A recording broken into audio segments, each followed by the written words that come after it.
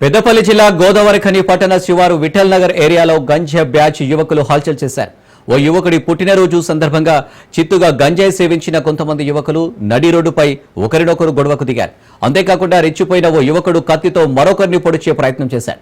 సుమారు గంట పాటు నడి రోడ్డుపై యువకులు గొడవకు దిగడంతో స్థానికులు భయంతో బయటకు రాలేదు.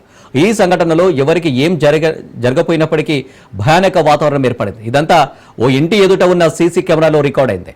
సీసీ ఫుటేజ్ ఆధారంగా గోదావరిఖని 1 టౌన్ పోలీసులు విచారణ జరిపి కొందరు యువకులను అదుపులోకి తీసుకున్నారు.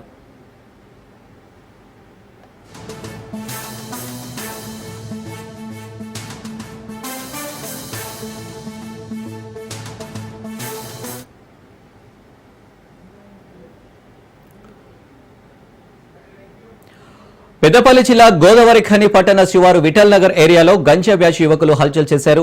ఓ యువకుడి పుట్టినరోజు సందర్భంగా చిత్తుగా గంజాయి సేవించిన కొంతమంది యువకులు నడి రోడ్డుపై ఒకరినొకరు గొడవకు దిగారు. అంతేకాకుండా రెచ్చిపోయిన ఓ యువకుడు కత్తితో మరొకరిని పొడిచే ప్రయత్నం చేశాడు. సుమారు గంట పాటు నడి రోడ్డుపై యువకులు గొడవకు దిగడంతో స్థానికులు భయంతో బయటకు రాలేదు.